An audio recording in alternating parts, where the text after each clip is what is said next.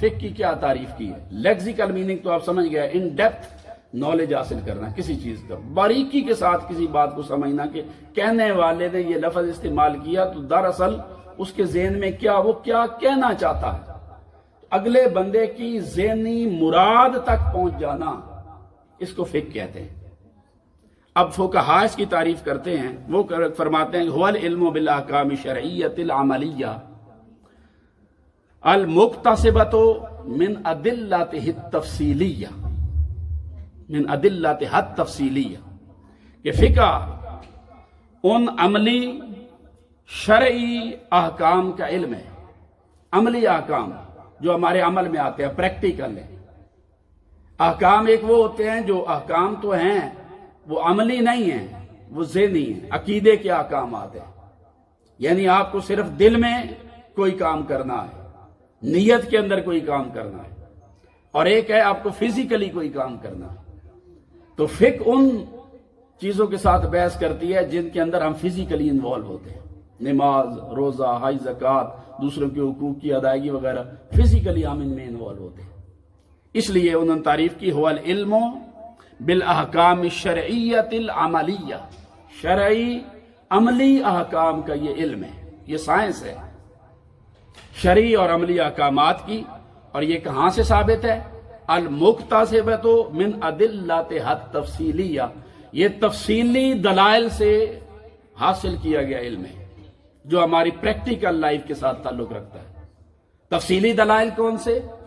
وہ دلائل جو ہر عمل کے پیچھے جن کی تفصیل ہمیں قرآن سے، اس کے بعد سنت سے، اس کے بعد اجماع سے، اور اس کے بعد قیاس سے ملتی ہے۔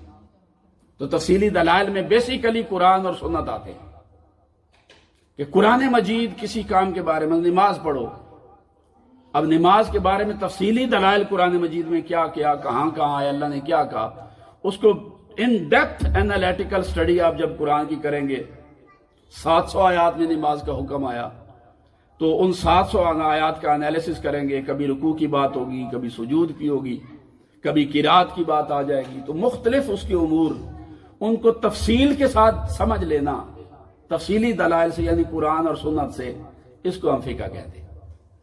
اور امام اعظم ابو حنیفہ رحمۃ اللہ تعالی علیہ نے بڑی معروف اس کی تعریف جو بیان کی، آپ فرماتے ہیں الفقہ معرفۃ النفس ما لہا وما علیہا، فرماتے ہیں کہ نفع اور نقصان پہنچانے والی چیزوں کی معرفت اور شناخت کا حاصل کر لینا، اسے فقہ کہتے ہیں۔ کون سی چیزیں ہمارے لیے نفع مند ہیں، سود مند ہیں، کون سی چیزیں ہمارے لیے نقصان دہ، ان کو سمجھنا۔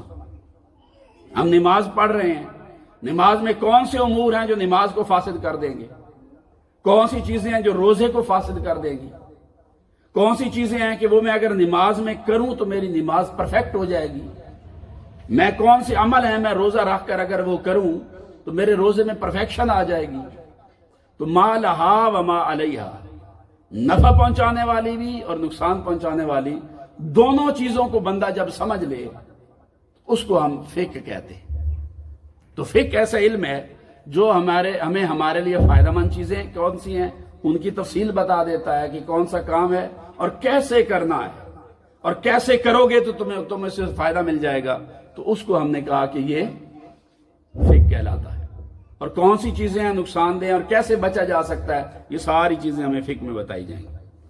تو فقہ جب ہمیں احکامات دے گی تفصیلی دلائل میں سے، تو قرآن اور حدیث میں سے ہم دیکھیں گے اللہ نے کسی چیز کا حکم دے دیا تو اللہ پاک کے ہر حکم سے ہمیشہ فرض ثابت نہیں ہوگا۔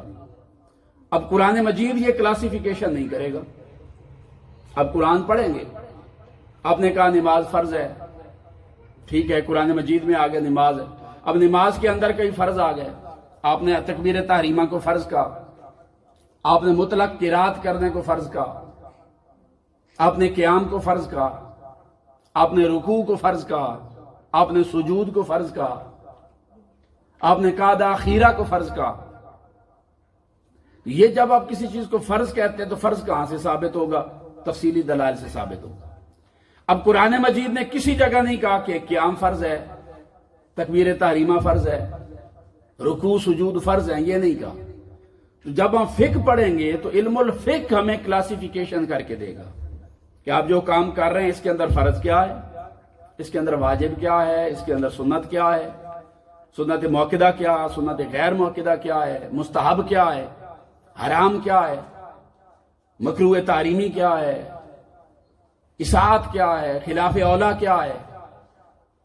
تو یہ جو کلاسیفیکیشن کرتے ہیں ہم احکامات کی، یہ ہمیں قرآن پاک نہیں دیتا۔ تو فقہ ہمیں ایسا تفصیلی علم، فقہ لیتا قرآن سے ہی ہے، یہ کوئی نئی قرآن کے مقابلے میں پیرللی کوئی چیز نہیں ہے، یہ قرآن مجید سے ہی جو علم حاصل ہوتا ہے، اس میں مختلف کلاسیفیکیشنز جو کی جاتی ہیں علم الفقہ میں ہم وہ کرتے ہیں۔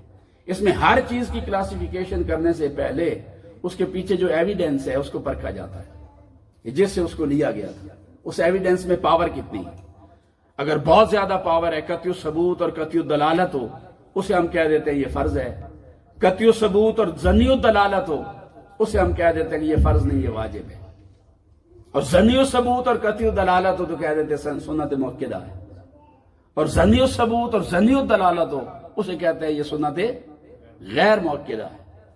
اور کسی ضعیف حدیث سے کسی کام کا کرنا بھی ثابت ہو جائے، اسے ہم کہہ دیتے ہیں یہ مباح ہے۔ اور قطعی ثبوت اور قطعی دلالت سے کوئی چیز منع کی گئی ہو تو اسے ہم کہہ دیتے ہیں حرام ہے۔ قطعی ثبوت ظنی دلالت سے اگر حرمت ثابت ہو جائے، اس کی منع ثابت ہو جائے، اسے ہم کہہ دیتے ہیں یہ مکروہ تحریمی ہے۔ اور ظنی ثبوت قطعی دلالت سے کسی چیز کی منع ثابت ہو جائے، اسے ہم کہتے ہیں اطاعت ہے۔ اطاعت یہ سنت موقدہ کے مقابلے میں آ جائے گی۔ تو یہ ایک کلاسیفیکیشن ہمیں اس علم کے اندر ملتی ہے، فقہ کے اندر۔ مجھے